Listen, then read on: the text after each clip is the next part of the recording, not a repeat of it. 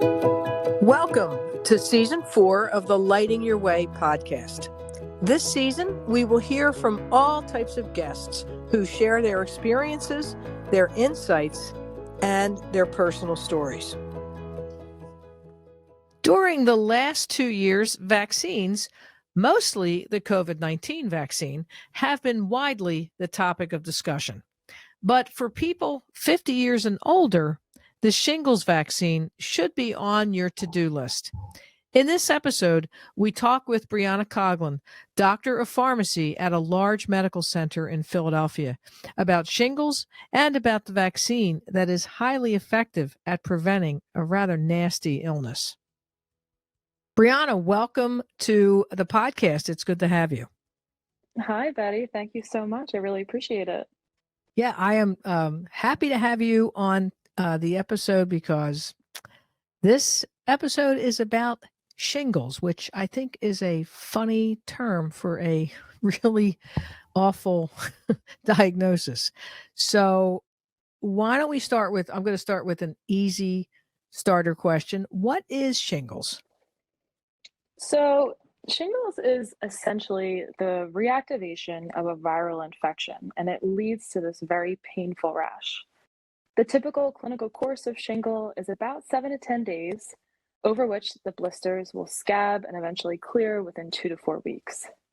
Most people who get shingles, they describe it as like an acute pain. Sometimes it can be called like throbbing or aching. It can occur anywhere in your body, though it's most commonly found along one side of the waistline in like a cluster. Although it is not life-threatening, it can be very painful. Oh, yeah. I mean, I've heard a couple of friends and colleagues have gotten shingles. Some have had lasting effects of it, right? And why is it? Do they call it shingles just because it like a shingle on a roof? What's? I'm just curious. I'm not actually sure why or how they came up with the name, but that might be a good guess. Yeah. Is there an official name of it? So, shingles is caused by the varicella zoster virus, or VZV, which is the virus that causes chickenpox. Okay. So, you will not get chickenpox you will not get shingles unless you have had chickenpox in the past. After you have chickenpox and your body recovers and everything, the virus actually moves to the nerve endings inside of your body. And while it's there, it lies dormant or it goes to sleep. Okay. The virus is always in your body, though. And if the virus wakes up, boom, you get shingles. It's estimated that over 99% of people 50 years of age or older have the virus living inside of them. And this can result in shingles and will result in shingles in about 1 of every 3 adults. Wow. Okay. Yeah. I got to come clean. I am one of those adults that I need to get the vaccine. But so I've been chickenpox? Yes, and I've been so busy getting other vaccines that I have to put this on my list. So I will come out as not a person who needs the shingles vaccine, and I will promise to get it. But who's at risk for getting shingles? I mean, I guess everybody in that scenario. Yeah, so obviously if you've had chickenpox in the past, you're at risk for developing shingles. Yeah. However, the greatest risk factor for the average healthy layperson is increased age. And that's basically just because your immune system naturally weakens as you age, which will inevitably lead to the virus reactivating. Well, what's interesting is you said that so if you've had chickenpox, you're carrying this dormant virus around your body, and then something kicks it off. Wow. Okay. Yeah. In addition to just the average layperson, patients with naturally weakened immune systems, like those living with some cancers, if you have human immunodeficiency virus or HIV, or if you're taking active medications that suppress the immune system, like if you've had an organ transplant, these patients are also at an elevated risk. Okay. All right. So we know what shingles is, and we know that we can prevent it, right, with the vaccine. So let's talk about the shingles vaccine. I was, as I shared with you before, I was watching TV last week, and a commercial came on about the Shingrix vaccine. And my understanding is that the vaccine is the only way to protect against shingles. Is that true? Yes, that is correct. It is the only preventative treatment that we have. If you happen Oh, to get shingles prior to getting the vaccine, which obviously with this podcast we're hoping to avoid, yeah. you can be treated with some antiviral medications. But as you age, it's really important to try to pay attention to the CDC's advisory committee on immunization practices, as well as routine follow up with your primary care doctor and your pharmacy, all of which will be able to guide you to the specific immunizations you need for preventable diseases, as well as the timelines on when to receive them. All right, wait a minute. So you're telling me that the pharmacy and or my doctor should have been telling me about this? I just want to go on record that no one has told me So, about this. so at the pharmacies, the local retail pharmacies that I have worked at throughout my pharmacy career, Yeah. when our patients turned 50, we typically would send home flyers in their prescription bags about the Shingrix vaccine. Oh, okay. So All you right. might be throwing those papers out. Well, and it also might be a long time since 50. So all right, I stand corrected. So like a lot of vaccines we've been hearing, a flu vaccine, COVID vaccine. I mean, how well does the vaccine, the Shingrix vaccine work? So let me just give you some historical perspective. So prior to the development of the Shingrix vaccine, there was actually another shingles vaccination, and that was called Zostavax. So Zostavax was a live vaccine, meaning that it was made from a weakened form of the virus. And Hmm. because of that, it was contraindicated for those with a naturally weakened immune system. Oh, okay. But I think I, it I was think I proven, remember that, right? That was yeah, yeah, was it this was it was a yeah. couple. It was approved in the mid to early like 2010s. Yeah, Um, okay. Got it. it was effective against shingles, but it had drastically decreased efficacy as patients aged, and it also Mm, had really nasty side effects. mm, So from there, the Shingrix vaccine was kind of born. And Shingrix, in comparison, is an inactivated vaccine, and it was proven to be more efficacious than Zostavax and more mm. tolerable. So much so that the CDC actually officially discontinued Zostavax in 2020 and Ah, now formally recommends Shingrix, if indicated, if you haven't been vaccinated against shingles or if you have received Zostavax in the past. oh wow. Okay. So it sounds like there is only one on the market. Who's do you know who makes it? I was just curious. I want to say GlaxoSmithKline. So, to give you some statistics on the Shingrix vaccine, in adults aged 50 to 69 years of age with healthy immune system, Shingrix was 97% effective in preventing shingles. Oh wow. That's And pretty good. adults, Pretty good odds. yeah, yeah, pretty good. Adults older than 70 years of age, Shingrix was 91% effective. Still pretty good. Okay. hmm And then regarding post-herpetic neuralgia, which is the condition that affects nerve fibers in the skin, which causes that like long-term burning pain, Uh, um, which is the most common complication of shingles. So mm, when they looked at the stats regarding PHN in adults 50 years of age and older, Shingrix was 91% effective. okay. And then in adults 70 years and older, it was 89% effective in presenting PHN. Wow. And that's post herpetic neuralgia. Correct. Okay. Well, that's above 90% is pretty darn good, I think. Right? I mean, that's kind of where the COVID vaccine was coming in, wasn't Yeah, I mean, I think that's excellent odds. It's probably why it's so highly publicized and on your TV all the time, Betty. it? Right. Right. Right. Okay. So the CDC is recommending adults 50 years and older. But like what I think I've heard that it's two courses, right? Like how does it work? How you can get it at the Yeah. pharmacy, obviously, right? Yeah. So it's a two-dose series. What we'll call the first month zero. So you get that first shot. It's an intramuscular injection. The pharmacist or the nurse at your primary care provider will give you a shot in your deltoid muscle.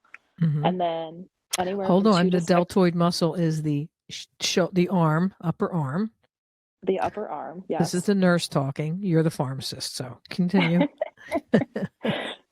So after after the 0 month, from 2 to 6 months after that, you can receive your second dose of your vaccine. Okay. So why the spacing out? Like, what's the Is there more efficacy? What's the reason for the spacing out? It's likely due to the fact that they just want your immune system to be able to recuperate and mount the proper immune response. Okay. It's also Yeah. likely what the clinical trials studied and what they found to be the most efficacious and safe for our patients. Okay. So once you get it, so if you get it over, they're recommending 50 or older. How often do you need to get the vaccine? Like how long does it last? As of right now, there's no indication for booster shots. Oh. Um, Later on, I'm sure they're doing some clinical trials to see whether or not that will still Hmm. hold true. Wow. But as of right now, there are none. So if I were to have gotten it at 50, which I didn't, you don't have to get another one? That's a pretty good deal. Yeah, just the 2-dose series, and Oh, then you should be good. okay. Wow. So as I mentioned in the intro, like there's been a lot of talk about vaccines, right? There's the flu vaccine, COVID-19, shingles.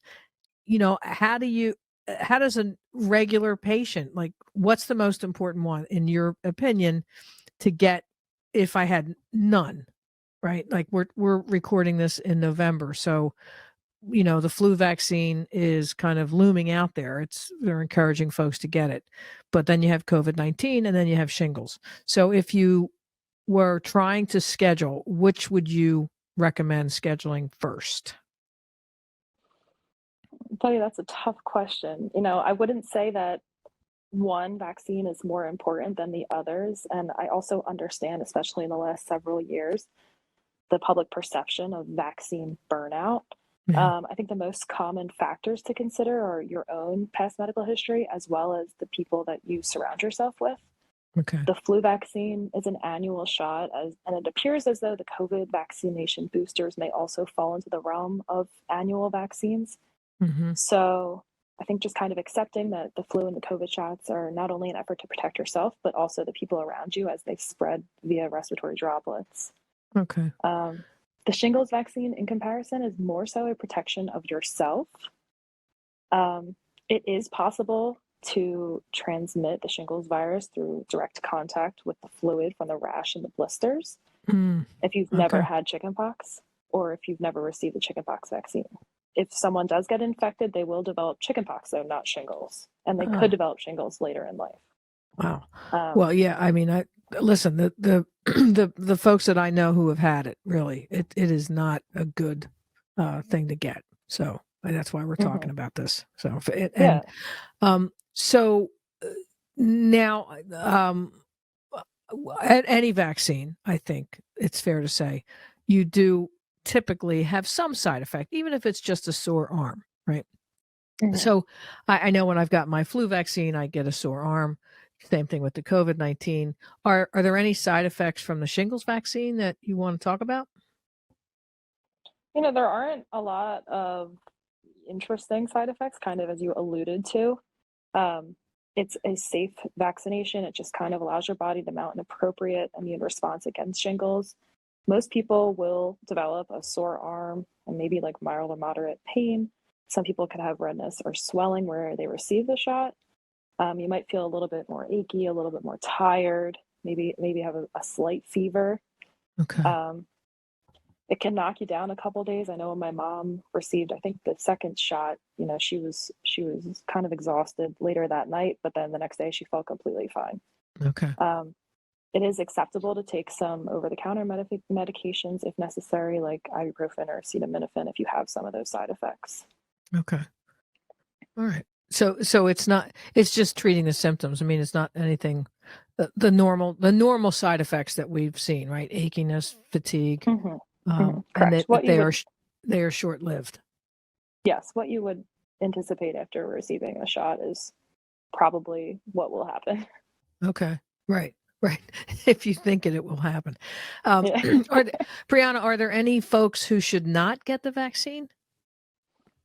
So you shouldn't get the vaccine if you've had a severe allergic reaction to any component in the vaccine, or if you had a severe allergic reaction, after your initial dose of the Shingrix shot.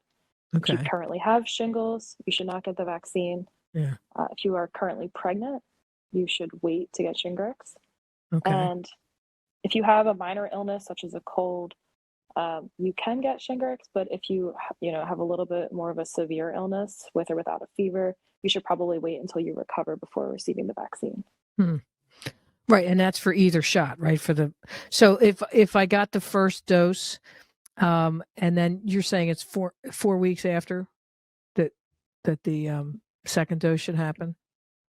Yeah, the booster is 2 to 6 months after. Oh wow, so first shot, then 2 to 6 months after. Wow.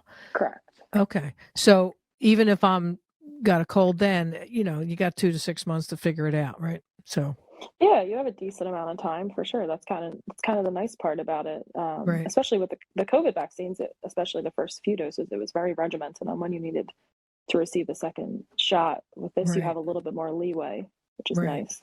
Okay.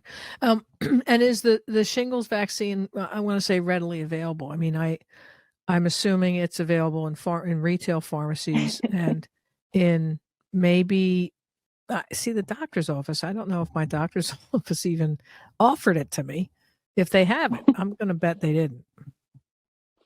Yeah, I mean, your friendly neighborhood pharmacy will absolutely have the shingles vaccine. Okay. So that's probably your best bet to go. I can't speak as well with primary care providers, but I think if they don't carry it on hand all the time, I think if you inquired about it, they should be able to find a way to get it. Okay. And is there any cost to it? I mean, is it typically covered under insurance plans? Many private health insurance plans will cover the vaccine, but there might be a cost to you depending on your plan. Hmm. Medicare Part D plans cover the shingles vaccine, but again, there may or may not be a cost or a copay. Medicare Part Okay. B, as in boy, does not cover the shingles vaccine. And then Medicaid is kind of a hit or miss as well. It may or may not Oh. cover, but you should just contact your insurer in general just to find out how much the cost will be to you. See, that doesn't make any sense to me, right? Like it's a vaccine to prevent a worse illness. I don't understand. That's another podcast, but I don't understand why an insurance company wouldn't cover a vaccine. Is there any intel, anything anything you can share with me that would explain that? Betty, I'm on the patient care side of the team here. I don't have Yeah.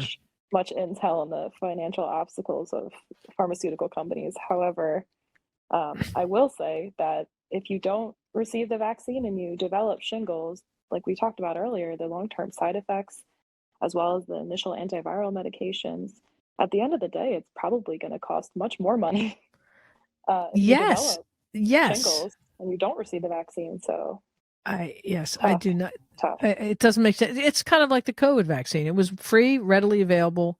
Go get it. There was no cost. Same thing with the flu shot. I don't understand why the shingles vaccine is not free. I Yet know. another campaign that I'll have to take up. Wow. So, Briana, I always enjoy talking to you. Is there anything, even just about vaccines in general, from your perspective as a pharmacist, that you would like to share with our audience? So I have to share from a pharmacist perspective. I did a few rotations back in the day at some retail locations, and Okay. when they did offer shingles vaccines to patients, they actually specifically requested that the patients, give them a call, you know, maybe the day before, the day of, they were thinking about coming in to get the vaccine. So that Mm-hmm. way we could run your insurance, kind of go Mm-hmm. through all the paperwork with you over the phone so that when you came in, you just could, be quick and easy and get your shot. The Okay. other thing that you have to take into account is the shingles vaccine comes in a powder and it has to be basically reconstituted behind the counter, go into Oh. solution prior to you Oh. receiving the vaccine. So if the pharmacist doesn't know that you're planning to come in, et cetera, it might be much longer of a wait. So I would Oh, that's recommend great. Yeah. calling your pharmacy before you go, just to give them a heads up, and it'll just save both you and the pharmacist much more time. Oh, that's a great tip. I did not know it was powder. Geez. It's Hmm. like it's like chemistry class. A little bit of this, a little bit of that. Oh, we got a vaccine. Bingo. Yeah, it's kind of cool. It's kind of neat. Have you given some in your career? I have not given the shingles vaccine. When I was doing my training, we gave out more COVID shots. That was kind of a like you said before, people were prioritizing the COVID Hmm. vaccine Right. in my time in retail. So I Okay. was, primarily giving out those, but I have reconstituted, like put the shingles vaccine into solution for Okay. a few Okay. pharmacists. Yeah. And then it like you said, it just goes in the upper arm, just like the COVID one and the flu shot too. Yeah, nothing out of the ordinary, pretty much what you would anticipate a normal shot to be. That's Okay. what you'll likely experience. Well, I promise I will get the shingles vaccine. I promise. I am gonna. I think to your suggestion, um, given what your mom went through, is to have maybe a day free after you get the. You said the second shot, right? The first shot's pretty mild. Yeah, that was what her, clinical course was. However, I'm sure it can be different depending on the Right. person. Right. Yeah. So just make sure, that's what I was going to try to do it on a Friday in case I get tired or, sore or sick or fever, whatever, on Saturday. Yeah. And then I can recover on Sunday. So I will make the appropriate, I promise I will get this.